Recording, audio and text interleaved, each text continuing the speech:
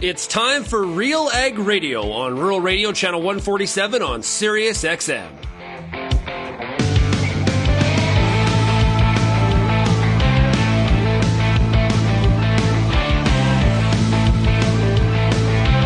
RealAg Radio and RealAgriculture.com is your home for insight and analysis of the issues that are impacting your farm business. Let's get real and get connected with RealAg Radio.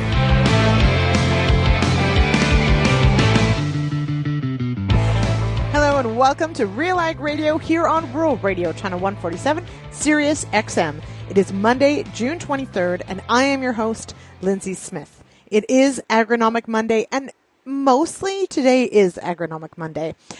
Peter Johnson is going to join next week's show. He, of course, has got Wheat Pete's Word coming to you on Wednesday.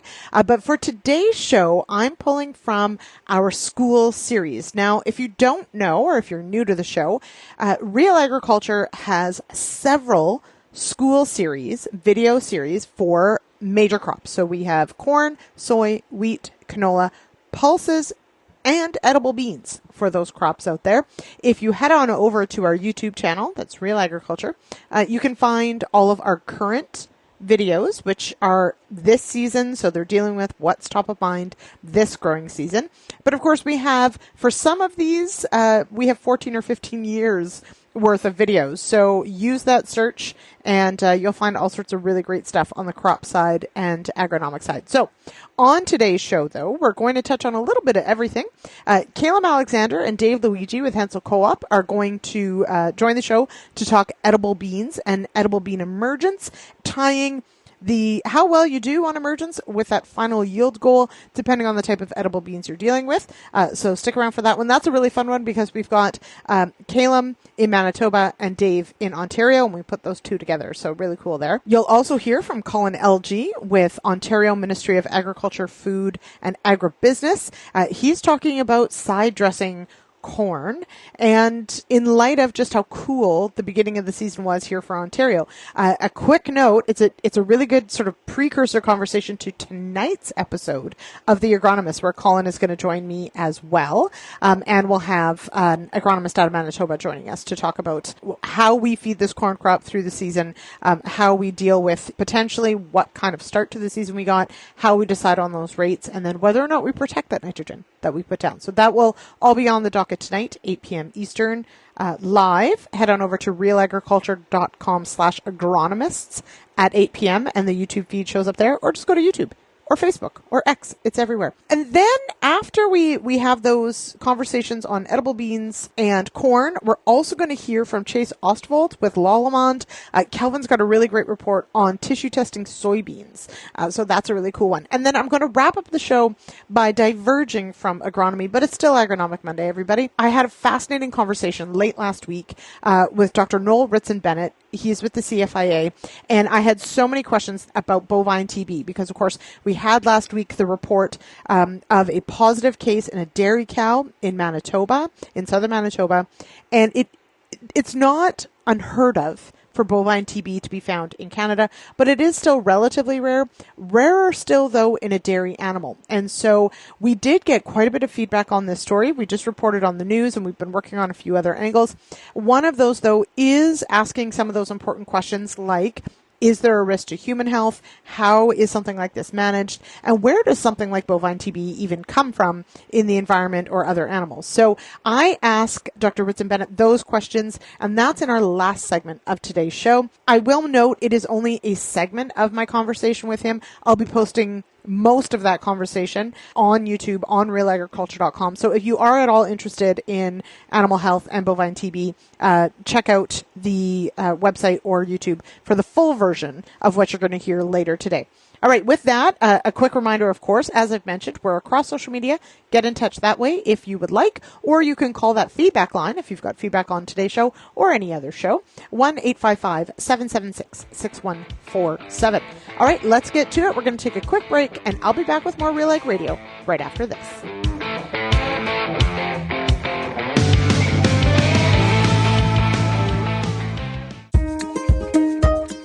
At Alliance Seed, our premium varieties of wheat, durum, barley, and oats are crafted to fit the unique needs of your farm. By choosing Alliance Seed, you're selecting reliable seed that enhances your production potential and boosts your bottom line. Discover how our top-performing seed products can elevate your fields at allianceseed.com or call us at 1-877-270-2890. Peter Johnson at Wheat Pete, RealAgriculture.com, and what an opportunity! Oh my gosh! You think you can't grow better wheat? You are absolutely wrong. We're going to show you how to strive for those record wheat yields that they get in the UK and in New Zealand. You can grow 150 bushel wheat. I'll show you how. Catch Wheat Pete's Word every Wednesday on RealAgriculture.com or download the podcast on iTunes or Spotify. If you only listen to RealAg Radio, you only get half the picture. For greater insight into the issues that affect farming, tune in to RealAgriculture.com. Crops, livestock, machinery, farm management, and the markets, even food and travel.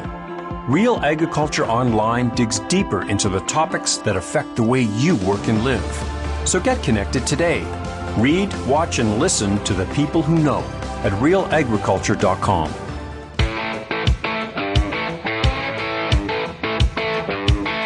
Welcome back to RealAg Radio here on Rural Radio, Channel 147, Sirius XM on this Monday, June 23rd.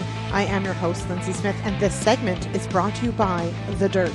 From nutrient management to the latest weather, market, and ag trends, The Dirt, an economics podcast, is your place for farm smart topics to boost your profitability.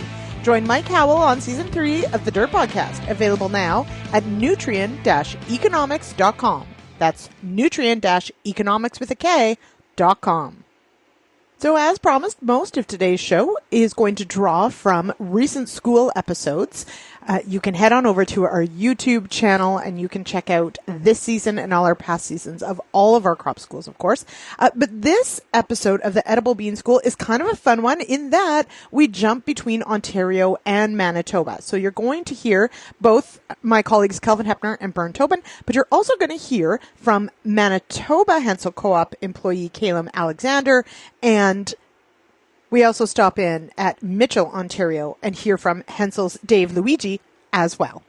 So here we're going to hear about scouting emergence of edible beans, why it's so important to take a look at how well you did on the planter pass, and what you can do going forward. Hi, I'm Bernard Tobin. Welcome to the Edible Bean School. The 2025 crop is up and growing, and today we're going to take a look at how to assess those plant stands. To kick things off, we'll head to Manitoba, where Kelvin Hepner and Hensall's Calem Alexander will look at stand counts and discuss how to deal with those powerful winds that can cause trouble for the crop and headaches for the growers. Here in Mitchell, Ontario, I'm joined by Hensall Co-op field marketer Dave Louwagie for a look at the crop in this province. We'll talk plant populations, planter performance, and the need for patience. But first, let's head west. Standing in a pinto bean field here in the Red River Valley in southern Manitoba, joined by Calem Alexander. And Calem, when we're in a bean field at this time of year, what are we looking for in terms of stand establishment and assessing plant stand? Okay, well, this is the time of year where, we quite often get a lot of calls about, doing a stand assessment and trying to determine whether we've got an adequate plant stand to make a crop. So when we're assessing a plant stand, the first thing we have to consider is the market class of the beans and our row spacing. So in Manitoba, we have a number of different row spacings that beans are planted on.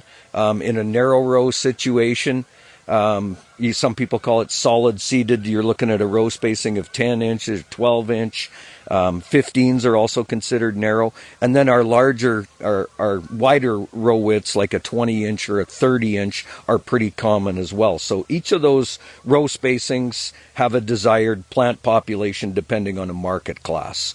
So, for example, on a navy or a black bean, on a 15 inch row, we're always looking for a target plant population of 135 to 140,000 plants per acre.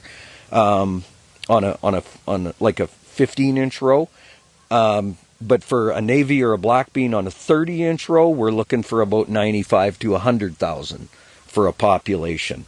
Moving to the larger caliber beans like a pinto or a Great Northern, on a 20-inch spacing, we're looking for that 75 85,000, and then on a 30-inch row, 70, 65,000 in there is often adequate for a pinto on a 30-inch. Okay. Yeah. What are some of the common culprits, the causes, things we should be looking for as reasons why we may have a lower than ideal stand? Yeah, like some of the things that contribute to a thinner plant stand in our area here in Western Canada, things like soil conditions at time of planting, whether we got cold, damp soils, seed quality, planting equipment, soil crusting, all of those factors can thin up a stand a little bit. So when we have a look to assess a stand, those are kind of the culprits, but we always start with doing a plant count to determine what we've got out here. So for that, we just need our tape measure. We typically pick a random spot. So in that 10 feet, we have 43 plants. So I just go to my trusty app on my phone here. So I got 43 plants in 10 feet a row on a 30-inch row. And we're looking at a population of 75,000, which for pintos is right about ideal. And, that's the general impression when we walked up to this field. You can have a look at it, is, it's got an excellent stand. This is off to a great start. Mm-hmm. Typically, when we look at a thinner stand and we're trying to assess it, we'll do these counts at, 3 or 4 random spots throughout the field, take an average, and then go from there. So sometimes, if we have a stand that's a little on the thin side caused by one of those factors we talked about, then it gets a little trickier because you're trying to predict, what plants are still yet to come out of the ground and what plants are, potentially are going to recover from something detrimental that's happened to our stand out in the field. So I talked about cold, damp soils. Like dry beans love being planted into warm, moist soils, under ideal conditions. I mean, these were planted roughly 2 weeks ago. They're off to a great start. Last year, we had a lot of beans planted into cold, damp soils. Emergence, in some cases, took 3 weeks. So, it was kind of dicey there for a while whether some of these fields were going to make it. So, those are things that you have to look at. A lot of these factors that we've talked about here, Calem, have to do with emergence. Some of these things that can be detrimental to our plant population maybe happen after emergence, say wind, say hail, those types of things are also part of this equation. Yeah, so if we've had a wind event and we've had some damage sustained to our edible bean plant population out in the field, we've got to have a look at the growing point of the plant. So even if a plant, this one, if it's been tattered up really bad by wind, it can be very defoliated. But we got to have a look at our growing point. And if that growing point, a wind damage, once the damage occurs and the plants all get thrashed, it's best to wait a couple days to assess the recovery potential, and you got to have a look at that growing point. If that growing point in the plant is still green and healthy, and you see new growth in that growing point even after the damage, there's a pretty good chance that that plant will recover and produce a viable plant that can still, provide adequate yield potential in your field. Now, Dave, planting here, Ontario, a little different than Manitoba. You like to see the beans twice in a week if you can. Tell us about that. Ideally. Yeah, I'd like to plant the first week in June. And so you like to see them the first time when you're putting them in the planter box, and the second time when they're coming up in that 7-day period. So unfortunately this year we didn't quite get there. Hey, but these beans are looking pretty good. Yeah, Tell us about this story. They are. Yeah, so these beans were planted, it'd be 2 weeks tomorrow that they've been in the ground here, and they took probably 10 days to come up, and there's still the odd one popping up here yet right now, but we had a 1-inch rain shortly after they were planted, and then the weather turned cool on us, and so we've had a little bit of slower emergence than what's considered ideal. Dave, let's talk populations here. Now, Calem talked some population numbers from Manitoba. A little different here, but we have the same goal. Yeah, that's right. We try to get the right population to optimize yields. So here, for large seeded beans in a 30-inch row, which is they're predominantly growing in, we like to see a population of probably a planted population of somewhere between 70 and 75,000.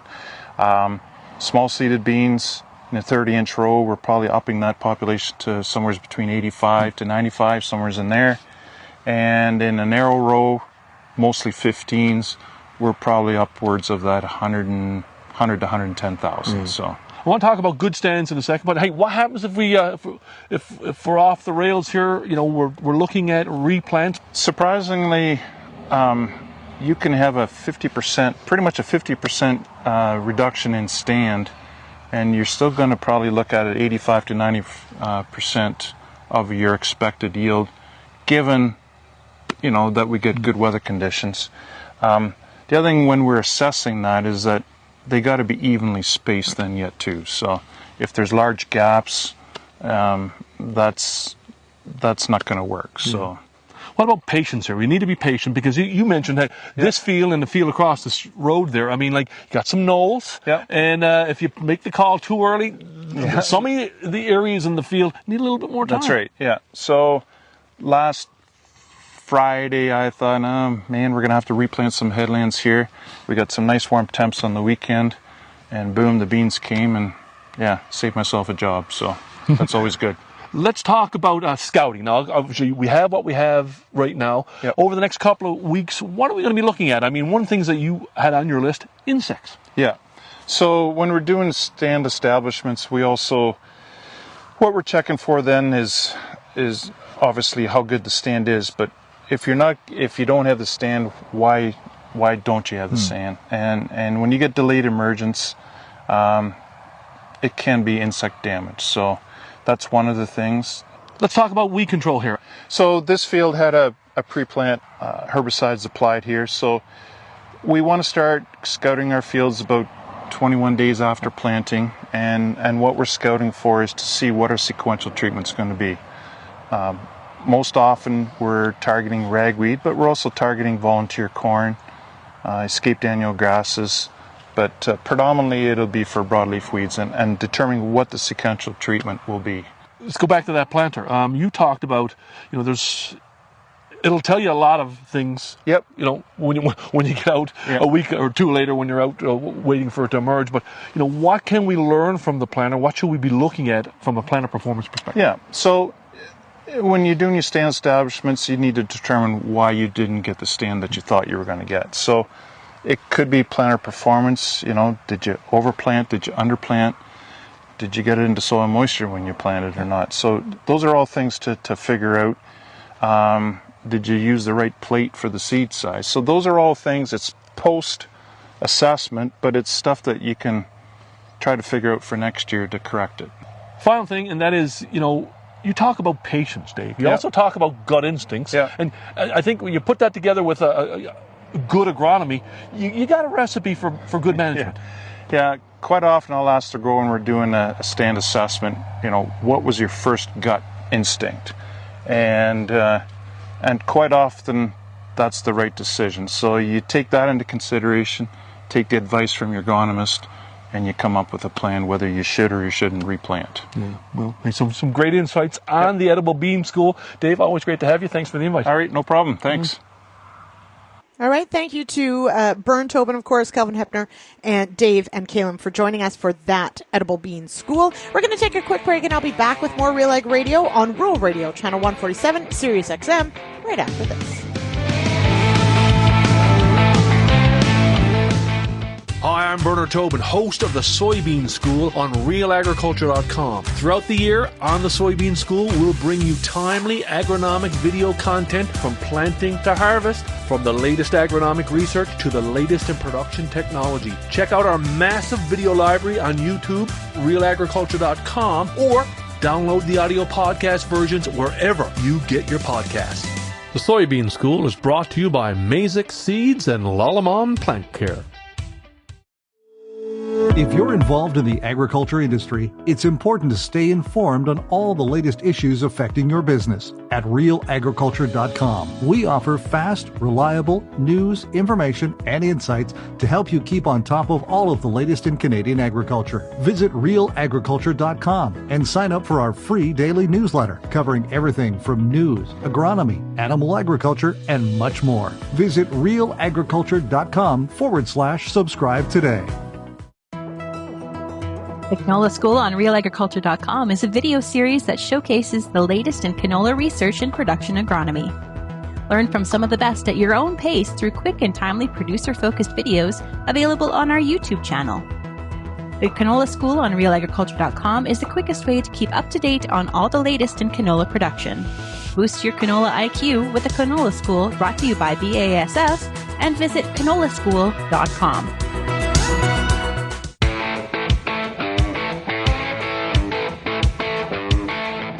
Welcome back to RealAg Radio here on Rural Radio, Channel 147, Sirius XM. I am your host, Lyndsey Smith, and it is Monday, June 23rd, and it is Agronomic Monday. And this is your reminder also, the time is running out to register for the 2025 Seeds Canada Annual Conference. It's happening July 7th to 9th at the Hilton, Quebec in Quebec City. You'll hear insightful speakers, insights into the latest industry trends, regulatory changes, and technological advancements that are shaping the future of the seed sector. Register today at seeds-canada.ca/annual conference. All right, we're going to hop now to this conversation from the Corn School with Colin Elgie with OMAFA, which is the way I say it. And this is a really cool discussion, and I mean that literally, because we had such cool conditions leading into about mid-June here in Ontario. Of course, as I sit here now, it is sweltering hot. And that corn that Colin and Bern were standing in not that long ago is rapidly growing now. So the question of nitrogen sidedress, not just timing, but amounts and do you protect it, etc., is also on the docket for tonight's episode of The Agronomist. So we're going to hear from Colin and Bern right now, but head on over to The Agronomist tonight, 8 p.m. Eastern, and Colin is joining me to talk about this further. So, all right, let's hear from them, and I'll be back soon. Hi, I'm Bernard Tobin. Welcome to the Corn School. Today I'm down at Ridgetown College, catching up with Colin Elgie, OMAFA Soil Fertility Specialist. Sir, how you doing? I'm not too bad, Bern. How about yourself? We're doing good. We're trying to try to beat the rain here because we need to talk about side-dress nitrogen corn that time of year. Colin, when it comes to this conversation, every year is different, and this is no different. Tell us about this year. We got off to a nice start in April, then it got cool. What does that mean for side dressing? Well, when it comes to really determining what rate we need to side dress, the most important part, or one of the most important parts, is what nitrogen is actually coming from that soil. Yeah. So we know that all the nitrogen that goes into our corn crop, it doesn't just come from the fertilizer. A lot of that comes from that soil organic matter, things like crop residue, manure, cover crops, all that stuff mineralizing in the soil. So when we've had a cool spring like we've had this year, a lot of that conversion, those microbes haven't been able to really get to work to mineralize that nitrogen, which means we've got a lower soil supply overall. Yeah, so now looking at some numbers here, here at Ridgetown, typically around 450 CHUs through the end of May. This year around 400. And I'm hearing that 10% number, lower heat, across this region. What does that mean? So yeah, it's exactly right. It's been cooler. We can identify that. We've got the evidence. So we can assume that our soils, they're not producing that same nitrogen. It's not as simple as, we've got 10% less nitrogen or, we reduce it by any specific factor, because it's so variable field to field and even within fields that we can assume that we've got less nitrogen, but we really don't know on a field by field basis. So we got to do some testing, right? Pre-side dress nitrate testing. Exactly. Yep. And that's really the best way to figure out what's going on your own field. So, we can use a lot of different tools. We've got the corn nitrogen calculator. We've got AgriSuite that can give us a pretty good indication of what nitrogen rate we should maybe be aiming for. But really it comes down to a year by year difference that, a soil test is going to tell you a lot better than a calculator can. Yeah. So what can we expect to see on that test, Colin, when we're pulling it, and how do growers read it and how do they react? Yeah, so the key is make sure you're testing right. So that involves taking a core that's 30 centimeters or 12 inches deep, taking it just before you plan to go into the field with enough turnaround time from the lab. But really, if you got that test good, you get the analysis back, and you're going to be looking at those nitrate and ammonium readings. We've got tables published in our agronomy guide that can give you a good indication of the rate that you should be applying based on that. But the important factor with that is those tables, those recommendations are only calibrated if you've got less than 30 pounds of nitrogen up front.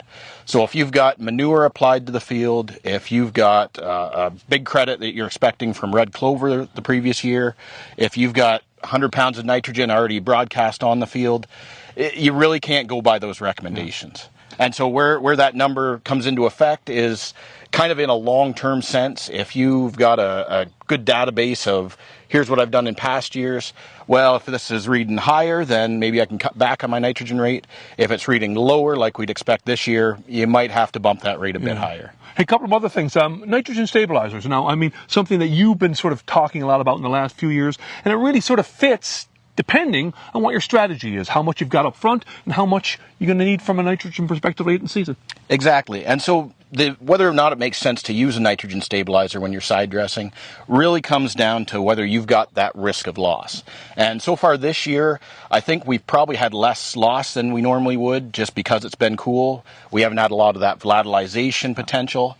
But going in season, we've really got to look at what that risk is. So if you're applying nitrogen, broadcasting urea into the crop like this, where we're expecting hot and dry temperatures for 2 weeks before the next rainfall, it's probably going to pay to use a stabilizer. Right. If we're putting it on, knifing in urea right before a 1-inch rainfall, well, that's probably where they're maybe not going to pay. They're still absolutely going to do their job, but they might not have that same return. Yeah. Well, some work to do, some math to do.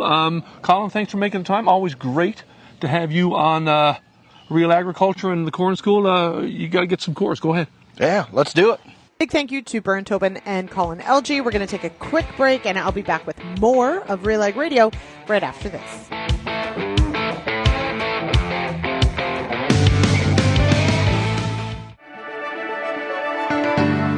Built on over 100 years of seed innovation and unwavering commitment to farmers, Pioneer 100 Series canola hybrids deliver a step change in yield performance and agronomic traits. This isn't just better canola, it's different canola. Pioneer 100 Series. Contact your local Pioneer sales representative or visit pioneer.com/100 series to learn more today.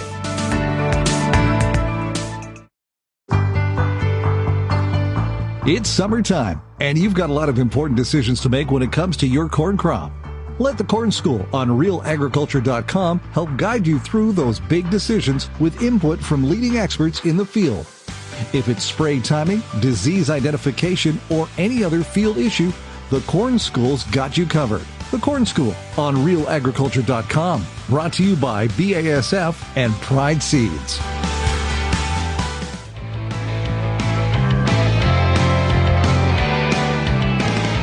Welcome back to RealAg Radio here on Rural Radio, Channel 147, Sirius XM. With volatile markets and rising costs, now's your chance to be part of the solution. It's time to secure your future with Genesis Fertilizers. Gain control and ensure access to locally produced nitrogen. Act now to protect your farm's future for generations. Visit genesisfertilizers.com to learn more. I am your host for the day, Lyndsey Smith, and we have reached our third segment, our last on the agronomy side, because next segment we're going to be talking about bovine TB. Definitely not an agronomic topic, but an important one nonetheless. All right, for this segment, we're going to hear from Calvin Hepner in a soybean school episode, having a conversation about tissue sampling with Chase Austvold of Lallemand. We're talking tissue sampling optimization on this episode of the Soybean School. I'm Calvin Hepner with Real Agriculture, and pleased to be joined by Chase Austvold of Lallemand Plant Care. We're in a soybean field here in southern Manitoba. And Chase, when it comes to tissue sampling, given your role, your experience with Lallemand, where do you see tissue testing providing value and helping farmers with reaching that maximum yield potential, their goals? Yeah, good morning, Calvin. I think you touched on a very good point, value, extracting more value, especially in the case of trialing. I work for Lallemand. I coordinate our trialing program across the U.S. and Canada, and one of the things I'm always trying to do is optimize how best I can illustrate how products are working in the field. Yeah, and so I think staging and planning a specific protocol is really important and can be beneficial to farmers on how they can really understand how their inputs are acting on their farm, and also how they're managing their agronomic decisions moving forward. And so we got a couple different timings that we're going to talk about today with respect to when and why and what might be beneficial at each of those stages, and how we can be not only reactive but proactive in a sense, how we're making decisions in the future. Yeah. Another set of data, I guess, that we can use to make decisions not just at the end of the growing season like our yield monitor, but we can use it to make decisions and potentially react to them in the middle of the growing season. Yeah, absolutely. Oftentimes the stigma, maybe you could say, is that tissue samples are often a reactive measure, whereas I really feel through what I do at Lallemand, it can be very proactive and very illustrative on what we're doing to maximize our crop yield. So there's definitely a give and take for each of those scenarios. And what I hope to do is kind of give you guys a simple protocol and delineate, where you can be proactive, where you can be reactive, and ultimately how you can best and efficiently produce a good crop. Okay. So the field we're in right now, still early staging in terms of there is something you could potentially do to respond to something in this field, proactive, and potentially be proactive if you look at that early tissue sampling timing. Yeah, absolutely, and I think that's a perfect segue on our first recommended tissue timing. Again, we're V2 to V3 right now in this particular field, but really when I would implement this program, I'd want it somewhere be between V3 and V5. And what I would want to primarily focus on when we get these results back is looking at your macros, seeing what the nitrogen, phosphorus, potassium are looking like. We know that nitrogen and potassium are going to be really transient during this time period, but also you can begin to look at the micros, but I'm going to focus more on that in our later suggested timings. But absolutely could take reactive measures, but also, most importantly, when we're thinking about evaluating a trial, this is going to be a great time to see if we're getting that maximum nutrient efficiency, support the vegetative growth that's needed to reach maximum yield potential. This also gives us a clue as to whether our inoculant program has been effective? Absolutely. Especially, I normally say it's V3 to V5, but we're out here today, and as an inoculant rep, it's great to see V2 and V3 beans showing some early nodulation. This is right, that early vegetative timing, again, V3 to V5, is really when we're going to step away from what the seed was providing and begin to work on what we, as farmers, implemented and put into the ground to see how it's doing. So seeing early nodulation in this field is a great sign to set up for success going into the rest of the summer. Mm-hmm. We're kind of right at the point in the growing season where the days start getting shorter, where we're at that summer solstice, and of course soybeans being photosensitive will respond and move into reproductive mode, and that leads us into that next staging when we can look at tissue sampling? Yeah, absolutely. The second one, whenever I'm thinking about these different trials that we're doing, is that early onset of flowering or beginning to flower. Specifically, R1 to R2 would be a great time for that. And that's primarily because when you hit that reproductive stage, we know that we are now at that exponential uplift of nutrient demand, right? We're just starting to get that. We need to be set perfectly with respect to our nutrients across the board to reach maximum yields. And also when it comes to now we're out of the vegetative stage, as soon as we start developing flowers, pods, those are what we would call differentiating tissues. And differentiating tissues is really heavily reliant on your micronutrient availability. So maybe not as key early on to really hone in on that at that first vegetative timing. That's really when you want to pay close attention to your micronutrients at this early set of reproductive. And this is a perfect opportunity to be reactive in that instance as well, making sure that you got sufficient boron. Boron's imperative for enzyme health when it comes to differentiating tissue, and it's just it's setting the stage for your yield, obviously. And so our second recommended timing is that R1 to R2, and we're going to look at the macros too. We're also going to want to pay particular attention to sulfur. Sulfur is a key nutrient along with iron to support actually rhizobium nitrogen fixation. So that's another thing to take a look on, because we know that nitrogen demand getting into that reproductive stage is really going to ramp up. And two nutrients, nitrogen's the obvious indicator, but that really support that are actually sulfur and iron. So pay close attention to that. We know that our nitrogen demand is coming at that early reproductive stage, but also our micronutrients are imperative for these beans to be able to successfully differentiate tissue. All right. And then our final window would be as we move into pod fill, right? Yeah, absolutely. Full pod at the beginning of seed formation. It's the most intensive phase, or nutrient demanding phase, and of course it's just going to set up for that final yield. A little harder to be reactive there in that sense, but giving you a really good idea with these other two timings that I suggested with this third one to give you a really comprehensive picture on what your trial is looking like this, throughout the year. So, and that's where it helps us with decisions for future growing seasons in terms of comparing different treatments, potentially different side-by-side things that we've done in the field. Potentially this is where we could learn some of that information, like you said before we get to the yield monitor on the combine. Yeah, absolutely. One of the things that I focus on in my work is showing how our biological seed treatments are working in the field, and oftentimes there's not huge drastic differences. And we've been able to find out that, with the specific tissue sampling programming, we're able to not only see the benefit throughout the growing season, but it usually correlates to the yield monitor. So it's a great way to do that, have a full rounded package.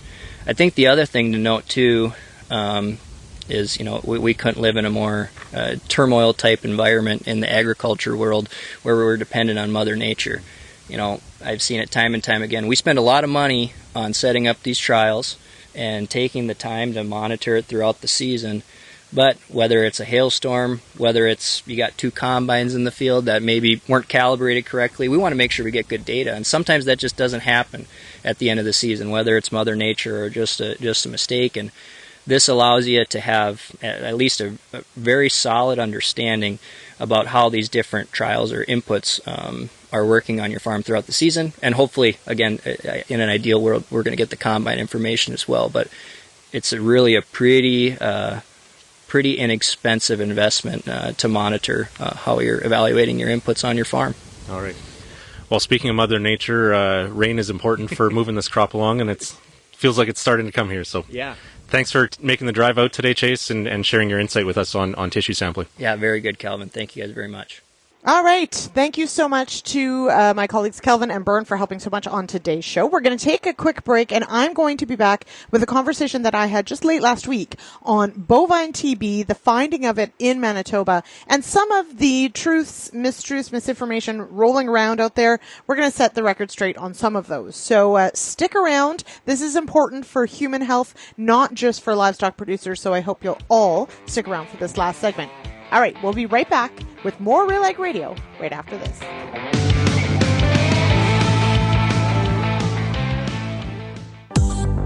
I'm Lyndsey Smith from RealAgriculture.com. Join me Monday nights for The Agronomists, a 1-hour live and interactive show broadcast across YouTube, Facebook, and X. Monday nights at 8 p.m. Eastern, I host expert agronomists from all over the country to give you answers to some of the toughest agronomic questions. Join us live or catch the replay Tuesday morning. That's The Agronomist with me, Lyndsey Smith, Monday nights live at 8 p.m. Eastern. How's your seed quality? What should you treat with? What about herbicide carryover and environmental concerns? Spring is here, and you've got a lot of things to think about in regards to your pulse crop. The Pulse School on Real Agriculture has information and advice for all these questions and more to help you navigate this season. Brought to you by BASF. Pulse School episodes are available at pulseschool.com, realagriculture.com, or as a podcast on your favorite streaming service. Download the latest episode today.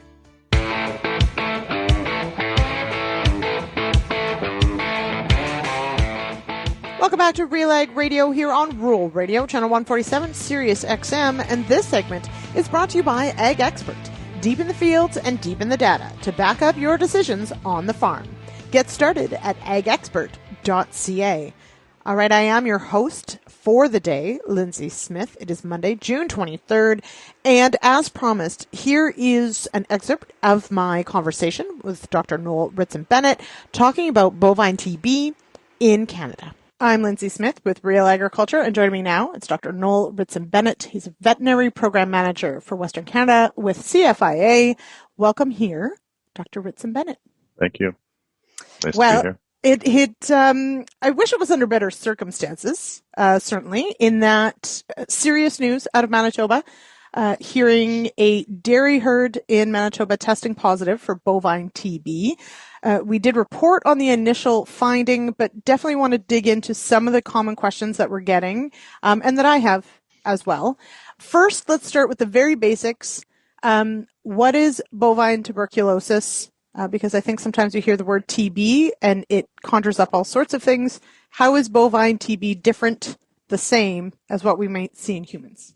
Bovine TB is a bacterial disease that is transmitted predominantly within bovine animals, so cattle. There are some subtle differences between what we typically think of as human tuberculosis, so that it's a different organism, but it's very similar. Both organisms can affect humans though as well. So we talk of bovine TB as being a zoonotic disease, meaning that it's transmissible from animals to humans. And indeed, much of the control programs that we've put in place for just over 100 years in Canada now are based upon the fact that tuberculosis is a zoonotic disease, and so there's consequences if it is allowed to be transmitted or within the herd within Canada or from animals to humans. So they are separate but similar organisms, and bovine TB can be contracted by humans. It is zoonotic. That's right. Okay. Let's talk a little bit about the herd in Manitoba. It's a dairy herd where there was a positive animal. In my mind, and correct me if I'm wrong, we've heard about this certainly in maybe the beef side. Is it very rare to find it in dairy? How common is it to find it in dairy cattle? So in Canada, we haven't recently. You're right. We haven't seen it in a dairy herd for some time. I believe it's some time ago, and you're right in that predominantly we have seen sporadic cases of TB, mostly in Western Canada, and again in beef herds. And so it is a little bit unusual for us or novel, I would say, not necessarily unusual, novel for us in Canada to find the disease in a dairy herd. Where then does a TB infection typically come from? Are there wild animals that can carry it? Is it one of those we wish we knew?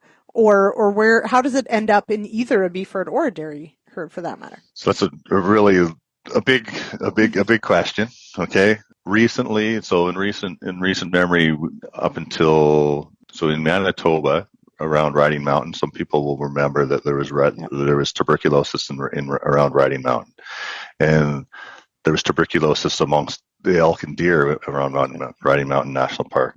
And so in that instance, there was transmission between wildlife and cattle. That there was interaction and there was a lot of work that went into separating the interactions. So even putting fences up around feed, for example, and when we were able to do that, we eliminated the potential for contamination of feed, and we were able to eliminate tuberculosis from the cattle.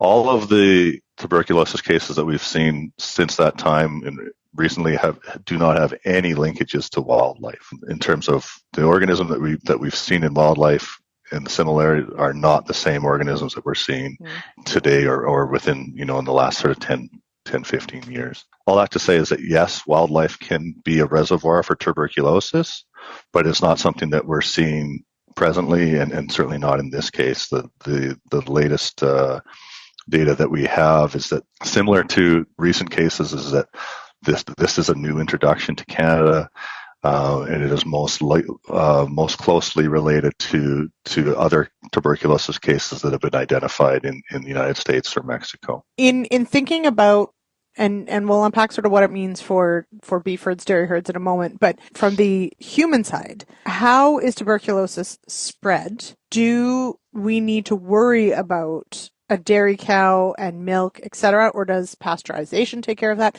How might a human contract bovine TB? So you're right. So milk is a potential source of contamination, but pasteurization, and we pasteurize all of our commercial milk in Canada.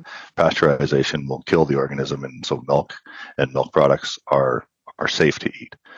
Likewise, all of our meat, it goes through inspection, and so that is how this case was identified. Again, an animal went to a federal slaughter plant. An inspector noticed lesions that were compatible with tuberculosis. Samples were taken and it was submitted to the lab, and that animal was withheld. It was condemned, so it wasn't in the food chain. So we have processes in place to mitigate that risk of transmission to humans, and mainly inspection and pasteurization. That being said, the prevalence of the disease within animals in Canada is very low. It is zoonotic, and so those are why those things are in place, and that's why pasteurization plays a huge part in our public health, to be honest, because it eliminates those diseases such as tuberculosis. Now, and that I think brings up an interesting point about this, and a question that I had. I have livestock. There are certain things you look for that an animal is unwell or not doing well that may indicate certain issues, and some of them may be metabolic, some of them may be pathogenic. How would a producer suspect, or why would they suspect TB? How do animals present if they're infected with TB? Tuberculosis is typically thought of as a chronic disease. I mean, it's not something that has, that you can look at an animal and say right away, I know what's going on here. Oftentimes, animals that maybe appear normal at a distance, or even clinically, when we see them at slaughter and through inspection, we can identify those lesions. And so it's not something that is typically diagnosed per se routinely as a matter of just normal course. There was an estimate that in 1923, 1 in 20 herds was infected with bovine tuberculosis. Wow. And so over that period of time, with, again, a huge investment of effort and resources through, from the industry itself and obviously what would have been Agriculture Canada, I guess, at the time, we've gotten to a place where the prevalence of disease, we've identified those animals. And so it's been a tremendous amount of effort to get to where we are now, that we enjoy a low prevalence of disease, and that we also are able to enjoy that status that we can say we are so-called free from the disease, and we can tell our trading partners that we are, and as such we enjoy that favorable status because of our prevalence of tuberculosis. It is certainly concerning that we've seen cases in fairly quick succession, which is a little bit more frequent than we've come to expect, but we do expect that we will see sporadic cases periodically. Right. And the point being is that when we do see those cases, that we respond appropriately, meaning that we will depopulate the herd, that we will do appropriate tracing and identify animals that were potentially could have introduced that. Right. And where did that potentially go? We also do surveillance testing, in proximity to the herd, and there's also wildlife surveillance as well to say, is this potentially in wildlife? By having a robust response that is thorough, and we look and try to find and try to identify, potential sources of infection, we're able to stand up and say, yes, we do see sporadic cases, but it's under control and we respond appropriately. And as such, we still are going to maintain our status for tuberculosis. In thinking about, dairy animals can cross borders, commingle, and all those sorts of things. So traceability is obviously a huge part of this. How long might a trace out like that take, even just in average circumstances? Because I don't know about this particular herd, if they had brought in a lot of animals or not. I don't know anything about them, but how long does a trace out like that take? Again, it totally depends on the complexity of the case and on the operation of the case. So like you said, depending on whether or not that farm keeps great records, or the producer keeps really good records, and what their management practices are. If they're buying a lot of in the case of a beef herd, if they're management practice is to buy heifers and then breed them, for example, and sell them in the fall as bred heifers. I mean, that just introduces a level of complexity. And again, if those animals are moving on to breeding herds, additional breeding herds, then again, the web just gets a little bit bigger. Versus if those animals are going to a feedlot, we don't tend to be as concerned because those are typically terminal. Those animals undergo inspection when they go through an abattoir. And so, those are easy to check off.